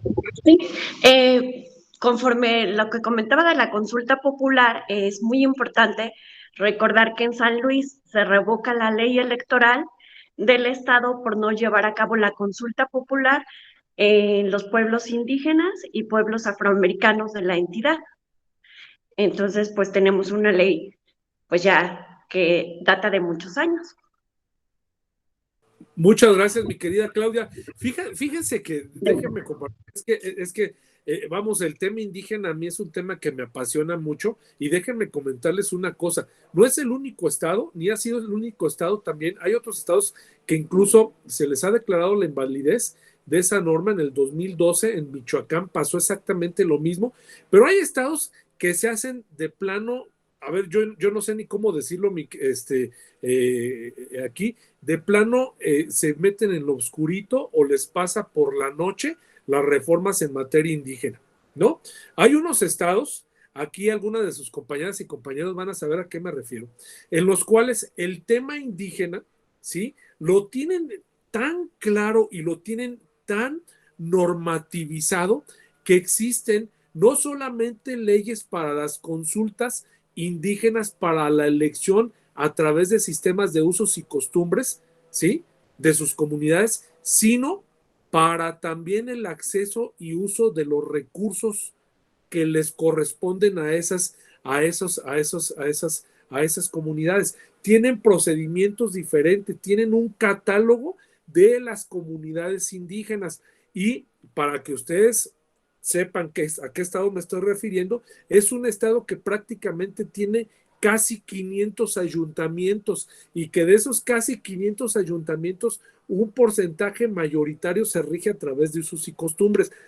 Es un estado que tiene un ejemplo normativo y de usos y costumbres a nivel nacional de lo que es que el estado haga su chamba, emita las leyes y perfeccione esas leyes. Es más, hay tribunales especiales que se cargan de atender el tema de usos y costumbres para la elección de sus autoridades y el tema relativo a la asignación de sus recursos. Pero hay otros estados que meten el tema indígena en la ley orgánica municipal. Hay otros estados que, aparte de que la Corte les ordenó en el 2012 que expidieran una ley en materia de consulta indígena, tal es la fecha que no han emitido esa ley, nada más le aventaron unos brochacitos a la Constitución, aventaron unos brochazos a la ley de participación ciudadana y a la ley orgánica municipal, y en fin, eso ha generado muchos problemas al interior de sus estados, ¿sí? Y con el caso que comenta Claudia también es un ejemplo, o sea, uno de los parámetros principales para emitir una ley indígena, pues consúltale a las comunidades indígenas sobre los parámetros de esa ley, ¿no? Es como, por ejemplo, una ley que quiera yo manejar para grupos vulnerables, para personas con discapacidad, pues ¿a quién les tengo que consultar? Pues a las personas con discapacidad, son las que me van a orientar como aparato legislativo a cómo emitir una norma en ese sentido, ¿no? Entonces, precedentes han habido muchos. Yo recuerdo uno de la Sala Superior en el 2018 que ordenó a un estado para que legislara sobre la inclusión de personas con discapacidad permanente, ¿sí? Para el efecto de que se les facilitara el voto, y ordenó al Instituto Nacional Electoral para el efecto también de que generara o implementara mecanismos para que se accediera a eso. Ustedes recordarán de que incluso hubo un programa piloto del Instituto Nacional Electoral bien interesante en una elección en la cual se llevaron a cabo, se colocaron urnas, ¿sí?, en hospitales, ¿sí?, para el efecto de que los familiares y las personas que estuvieran enfermas pudieran votar. Una especie híbrida de casillas especiales, ¿no? Híbrida me refiero, ¿no? Entonces, esos casos son interesantes. Adelante, mi querido Toño. Gracias, doctor.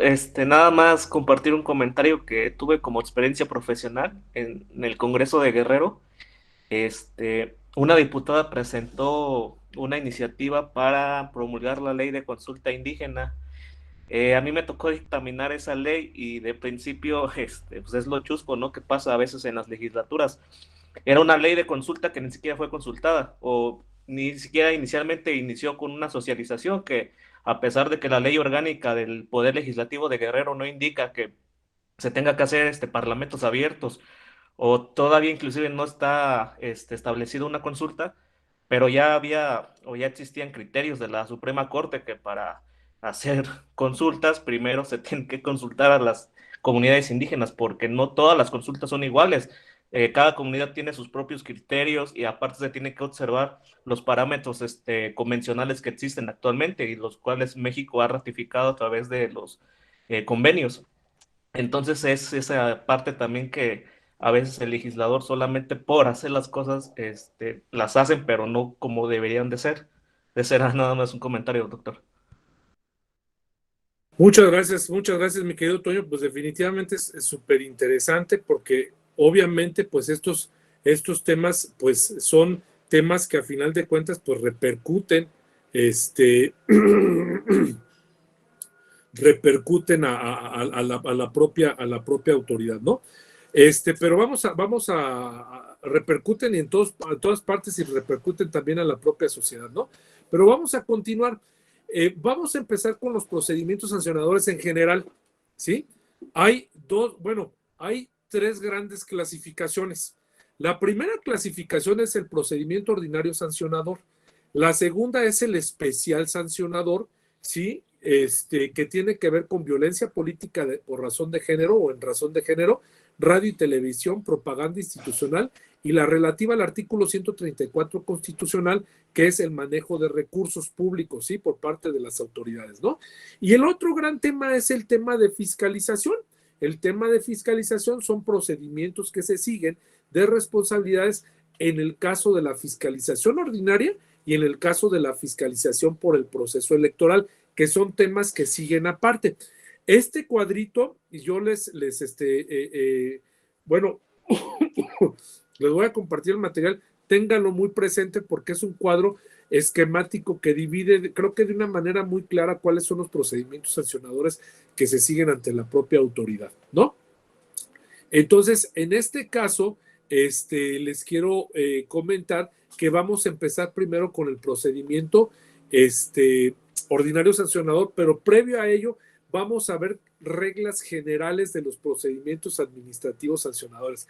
Ojo, ¿cuáles son las reglas generales? Son reglas que se comparten de manera igualitaria en el procedimiento ordinario sancionador y en el procedimiento especial sancionador, ¿sí? Yo les empezaría por decir de que en este caso son características que el proceso sancionador viene siendo un proceso en el cual por lo general participan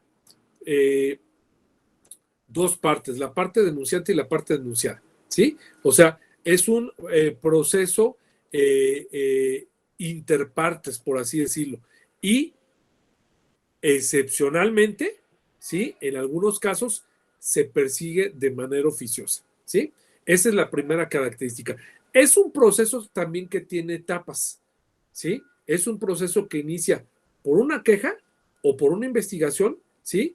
Y que se le da la audiencia, ¿sí? La garantía de audiencia a la parte denunciada y que tienen que ver con aportar pruebas con alegatos, y con resoluciones. Nada más que se siguen de manera diferente. Ahorita lo vamos a ver. Los sujetos y conductas sancionables existen en ambos, ¿sí? Es decir, hay sujetos que pueden ser iniciados en el procedimiento de responsabilidades y hay sujetos que no, ¿sí? Y hay conductas que se sancionan, ¿sí? Con base a un catálogo que está previsto en la Ley General de Instituciones y Procedimientos Electorales en la etapa de responsabilidades administrativas, ¿sí? Bien. Y tiene un inicio, tiene una tramitación y tiene órganos competentes y órganos de investigación, y también tienen unas reglas generales que son respecto de las quejas frívolas, ¿sí? ¿Qué son las famosas quejas frívolas y las famosas quejas notoriamente improcedentes? Aquí tenemos algunas definiciones. Cuando la pretensión que yo tengo jurídicamente no se puede alcanzar, ¿sí? Es decir, cuando a lo que yo acudo ante la autoridad, ¿sí? Jurídicamente no es viable, ¿sí? Por ejemplo, vengo a que sanciones, ¿sí?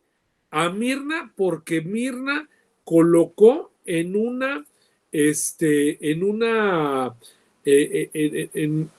un puente peatonal propaganda electoral de su partido en San Francisco, California, Estados Unidos. Y sanciónala porque conforme a la LEGIPE está prohibido. ¿Sí? Oye, a ver, yo no la puedo sancionar por eso, pero sí puedo iniciar el procedimiento porque Mirna colocó propaganda en el extranjero y está prohibido por parte de la ley que se haga difusión de propaganda electoral en el extranjero. ¿Sí me explico? Entonces, ahí ya la autoridad dice, por lo que la queja que me presentaste, a ver, pues esa pelas, pero yo voy a iniciar una de oficio por esto. Porque tampoco como autoridad voy a decir, es que lo que Mirna me quiso decir fue esto. No, yo si advierto alguna violación a la norma, la inicio de oficio. Es un mandato constitucional, ¿sí?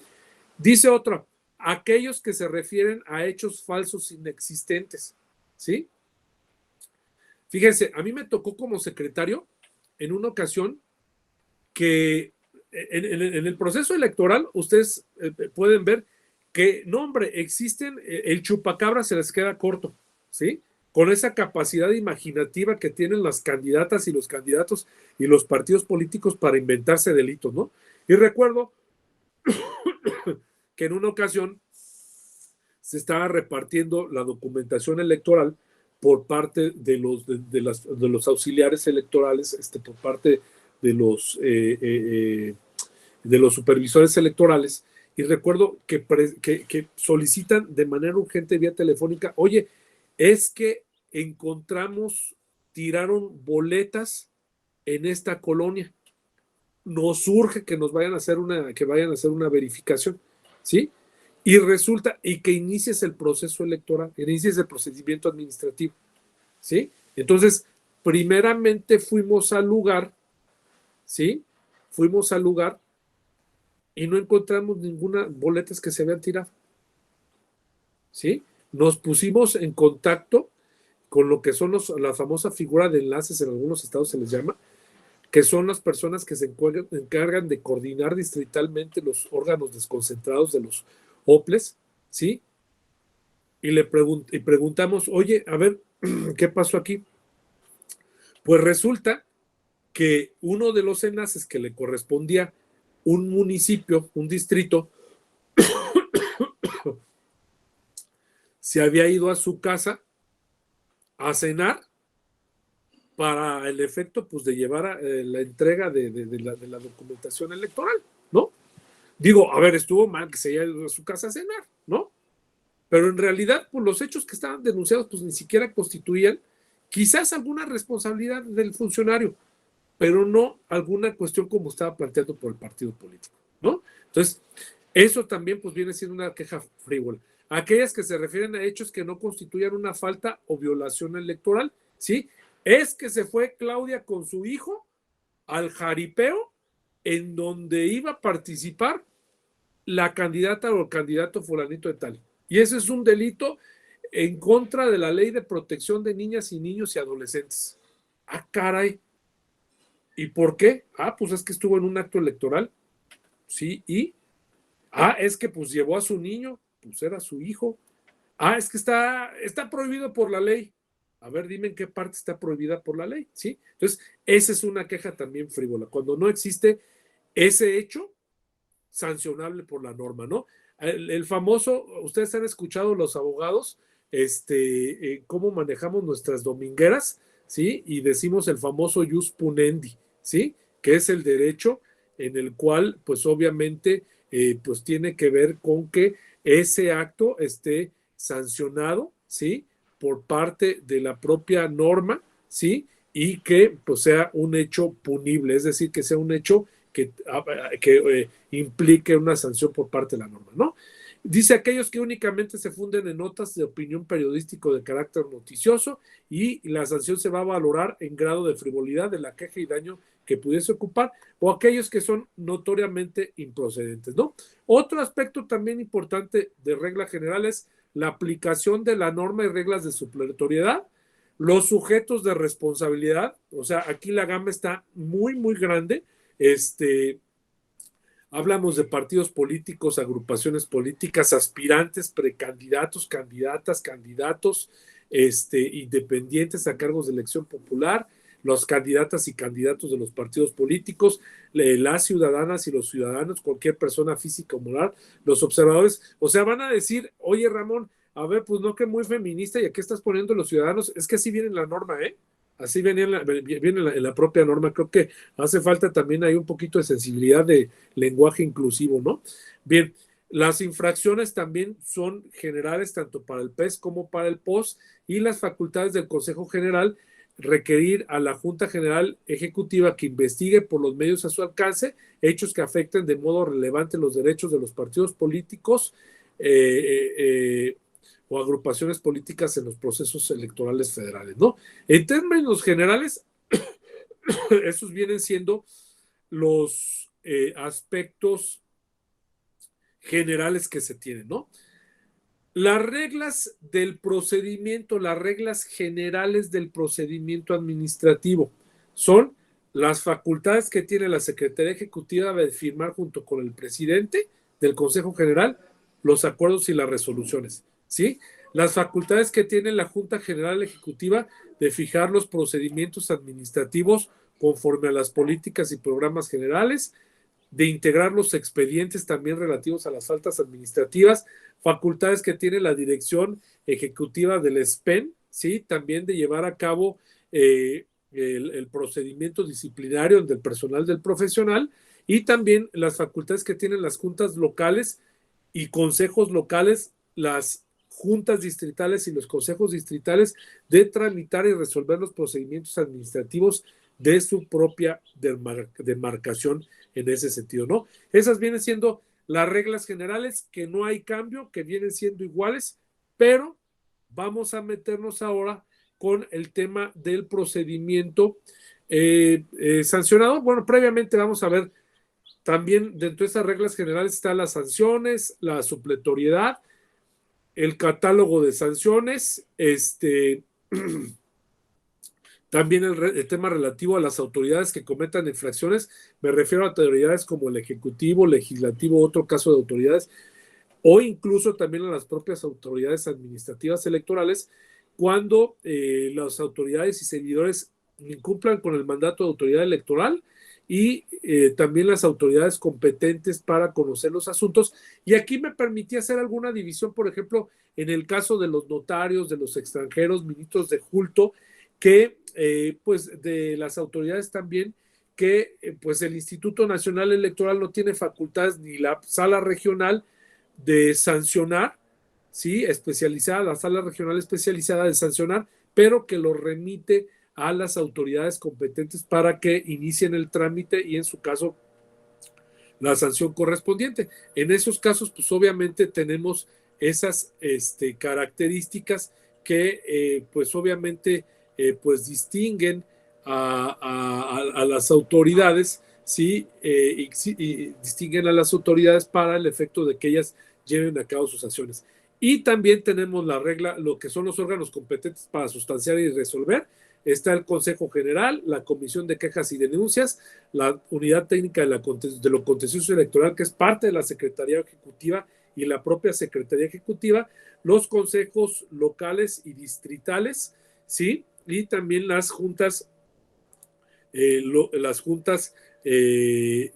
distritales y los consejos distritales también, ¿no? Las juntas locales y distritales y los consejos locales y distritales y perdón, en términos generales, la famosa regla de la prueba, ¿sí? El siguiente tema es el tema que tenemos de las medidas cautelares. Este es un tema híbrido y vamos a ver cuándo, cuáles son las similitudes y diferencias en las medidas cautelares tanto de un procedimiento ordinario sancionador como de un especial sancionador, ¿sí? ¿Quién me puede hacer favor de definirme lo que es una medida cautelar o decirme lo que es una medida cautelar o entienden lo que es una medida cautelar? A ver, vamos a hacerle la pregunta en este caso a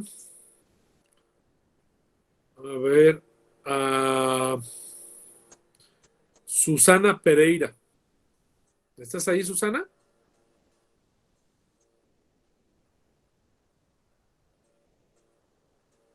¿Está Susana por ahí? Bueno, Yadira Cristina, que nos haga favor de comentarnos lo que considera que es una medida cautelar.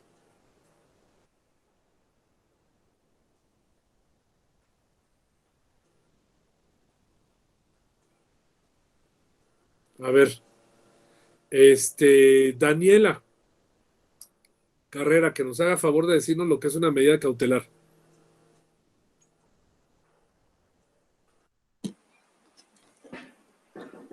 Pues una medida cautelar se entiende por una restricción impuesta por un juez, bueno, en materia penal, para asegurar la presencia de la persona quien ha cometido el delito.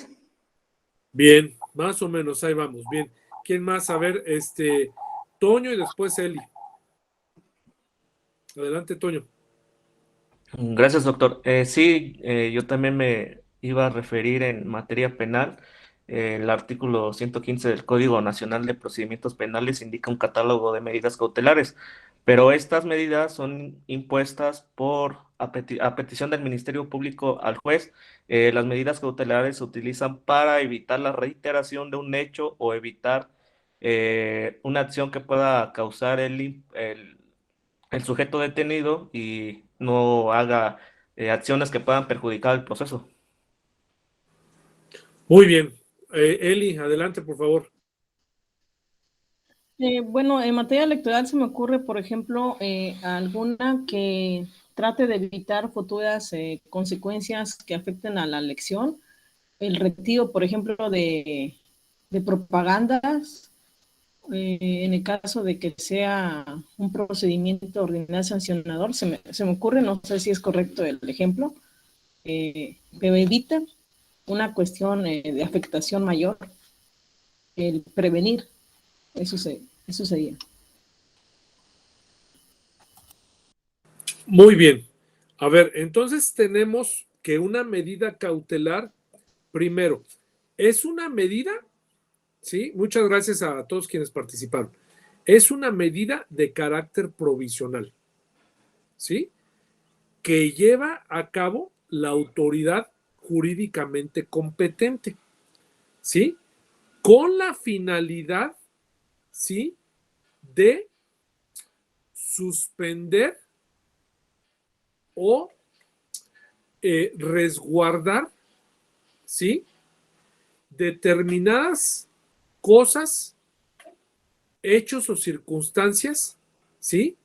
Que presumiblemente son conculcatorios o presumiblemente son transgresores, ¿sí?, de los principios básicos, ¿sí?, de el desarrollo democrático y desarrollo de las elecciones o de los procesos de participación ciudadana, que de tal suerte que no se hagan, ¿sí?, ponen en riesgo, ¿sí?, lo que es el desarrollo normal de esas etapas del proceso electoral o del proceso de participación ciudadana o de un proceso democráticamente, ¿sí?, legal o previsto por la propia norma, ¿sí? Es decir, otra característica importante, no implican el sentido de la resolución del asunto. O sea, ojo, características de las medidas cautelares son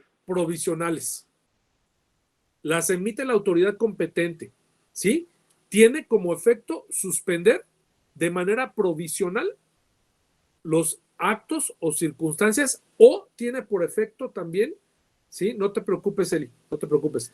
O tiene por efecto también, ¿sí?, resguardar personas, bienes o cosas, ¿sí?, que de tal manera que si no lo haces, que es otra característica también importante, ¿sí?, presumiblemente, que presumiblemente son violatorios a principios normativos, a principios constitucionales de desarrollo democrático de los procesos electorales y de participación ciudadana, que si no lo haces así, pones en riesgo el desarrollo de ese proceso. ¿Sí? Pones en riesgo el desarrollo de ese proceso. Esa es una medida cautelar. ¿Sí? Otro tema importante también es que existe una autoridad competente que la lleva a cabo. ¿Sí? Me están pidiendo ejemplos. Resulta de que Fernando, ¿sí?, hace una pauta publicitaria en contra de Claudia, diciendo que Claudia no tiene que ser candidata, que porque Claudia tiene cuestionada su honorabilidad y tiene un pasado oscuro, consistente en que golpeaba a sus hijos y que era muy grosera. ¿Sí? Entonces, Claudia presenta una denuncia ante el Instituto Nacional Electoral. Ella es la candidata a diputada federal por el distrito 24 de la quinta circunscripción, ¿sí? Y con sede en tal parte, con sede, vamos a poner el Estado de México, ¿sí? Y solicita medidas cautelares de que se baje del aire esa promoción que hizo su compañero Fernando, ¿de acuerdo? Entonces, esa medida que se toma, se le solicita de manera inmediata al INE para el efecto de que suspende esa transmisión mientras se resuelve el asunto. Pero eso no significa que lo que dijo Claudia, lo que denunció Claudia, es que tenga la razón, no, significa de que efectivamente ese tema puede tener razón Claudia y que por medida cautelar se suspende eso. Otro ejemplo, hay un asunto que acaba de resolver la Sala Superior bien interesante sobre el Estado de México, que Jessy seguramente va a acordarse de las elecciones pasadas. En un municipio resulta que una candidata de un partido político le pintaron 8 bardas en su municipio y le pusieron unas palabras que de verdad, o sea, yo no sé, no tienen vergüenza las personas que pusieron eso, que habla mal y la ponen en una condición de una violencia política en contra de la mujer muy mayúscula, ¿no? Entonces, se solicitó la medida cautelar de que se pintaran esas barras, o sea, se borraran esa propaganda que tenía, y la autoridad ordenó como medida cautelar primero que se tomaran las fotos de la existencia de esas barras, del contenido de esas barras, y que posteriormente se borraran. ¿Sí? Fíjense, ahí tiene una doble acción la medida cautelar. Primero, resguarda, ¿sí?, o toma evidencia del acto presuntamente violatorio y elimina, como se trata de un tema de violencia política en razón de género, de BPG, esa elemento que viene a ser pernicioso o viene a ser calumnioso en contra de la mujer, ¿sí? Entonces, ahí tenemos ese ejemplo. Bien, ¿cuáles son las autoridades competentes para emitir las medidas cautelares? No tenemos bronca, ahí tampoco, no hay una diferenciación. Las autoridades facultadas para emitir las medidas cautelares son las juntas distritales o las juntas locales, ¿sí? O vienen siendo la unidad técnica de lo contencioso electoral a través que somete a consideración de la Comisión de Quejas y Denuncias la suspensión de esto, o viene siendo el Consejo Distrital o el Consejo Local, según sea la competencia, ¿sí? Vienen siendo esas como autoridades, ¿sí? Facultades. Oye, Ramón, ¿pero por qué me llamas Consejo Distrital y Junta Distrital? Es que recuerden que el Consejo Distrital, cuando esté en proceso electoral, está en funciones. Y la Junta Distrital siempre es de manera permanente. Igual pasa con las locales. ¿De acuerdo? Y también pasa lo mismo con los soples. Con los soples, la Secretaría Ejecutiva es la que autoriza, y en algunos estados viene siendo lo que es la Comisión de Quejas y Denuncias de los soples, que ordena a la Secretaría Ejecutiva, ¿no? Pero bueno, al final de cuentas, ahí no tenemos ninguna situación, ningún tema complejo. Ahí podemos decir de que existe una facultad también de atracción por parte de la Secretaría Ejecutiva a través de la comisión, de la Unidad Técnica de lo Contencioso Electoral, para el efecto de que puedan atraer un asunto que consideren de alta envergadura o alto impacto para el efecto de que se atiendan estas circunstancias, ¿no? Entonces, en este caso, podemos hablar que en términos generales, pues viene siendo esa la medida cautelar. Ahora, ¿cuál diferencia existe? La diferencia que existe aquí es que la medida cautelar no es lo mismo en el tema del procedimiento ordinario sancionador que en el tema del procedimiento especial sancionador, ¿sí? La medida cautelar, ¿sí?, se emite en tiempos diferentes. En una es 48 y en otra es 24, ¿sí?, horas. Y la otra es el medio de impugnación que se utiliza en contra de esa medida cautelar, ¿sí? Cuando la medida cautelar se emite por parte del OPLE, ¿sí?, se impugna ante el Tribunal Electoral Local, ¿sí? Y si no se está de acuerdo, se impugna a través de un juicio electoral ante la sala regional. Pero cuando no se está de acuerdo con una medida cautelar que emite el Consejo, la Comisión de Quejas y Denuncias del INE, ¿sí?, se acude ante la sala superior, ¿sí?, a través de un recurso de apelación.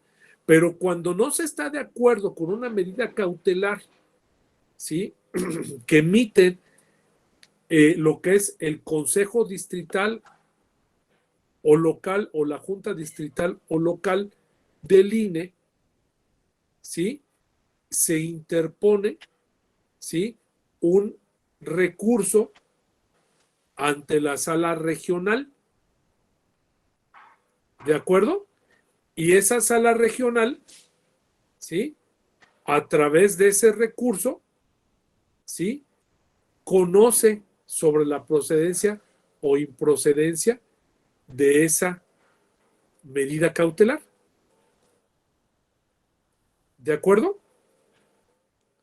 Ahora, fíjense bien. Ahorita les comento el recurso, Liz. Ahora, fíjense muy bien.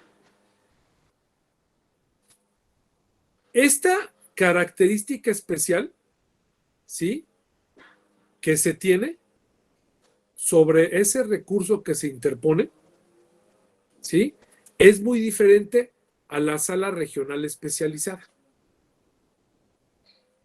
¿sí? Cuando la sala regional especializada recibe un asunto que lo vamos a ver más adelante en el procedimiento especial sancionador, ¿sí?, el recurso que procede en contra de esa sentencia viene siendo precisamente el recurso de revisión derivado de un procedimiento especial sancionador. ¿De acuerdo? Entonces, sí es un poco diferente. En esos casos, sí tiene una característica diferente en este caso, ¿sí? Y por eso es que se analiza de manera diferente en en cada uno de esas circunstancias, ¿no? En cada una de esas situaciones. Y lo que estás comentando ahí, Eli, viene siendo, pues obviamente, el recurso viene siendo propiamente lo que es el recurso de revisión, ¿sí? Entonces, en este caso, pues viene siendo diferente la competencia que tienen las salas regionales a la competencia que tiene la sala regional especializada. Sala regional especializada te va a revisar, siempre te va a revisar, va a emitir, perdón, la resolución sobre los procedimientos especiales sancionadores promovidos ante ante el Instituto Nacional Electoral. Y las demás salas, pues ven juicio electoral o ven revisión, ¿sí? Ante las determinaciones de lo que es de lo que es propiamente las medidas cautelares, ¿sí? Por eso el magistrado Felipe de la Mata, cuando estuvo en la sala regional especializada y ahorita como está de magistrado en la sala superior, siempre ha propugnado que existan reglas comunes en ese sentido. ¿Por qué? Porque se puede caer en ese sinsentido perverso de que puedan existir algunas resoluciones contradictorias. ¿Por qué? Porque les voy a poner un ejemplo.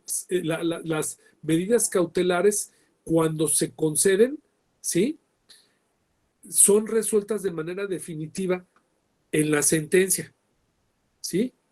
En la sentencia definitiva que se emite. Entonces puede haber una sentencia emitida por la sala especializada, ¿sí?, que te diga que fue correcto, ¿sí?, esa medida cautelar, pero puede haber otra sentencia, ¿sí?, que se promovió ante la sala regional sobre la medida cautelar que tenga un sentido contrario, ¿sí? A final de cuentas, quien resuelve en última instancia, pues viene siendo la sala superior, pero, o sea, el no generar esos elementos, pues es importante, ¿no?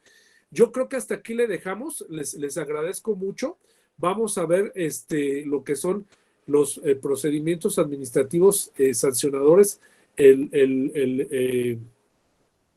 lo que es propiamente las características que ya habíamos dicho generales, y vamos a ver el procedimiento ordinario sancionador. No sé si tengan alguna duda o algún comentario. ¿No? Ok, pues les agradezco mucho y mañana empezamos a las 9 de la mañana. Les agradezco mucho, les mando un fuerte abrazo y que tengan un excelente día. Gracias por su paciencia sobre todo. Gracias. Gracias. Gracias. Mañana. Gracias, buen día. Gracias. Gracias, doctor.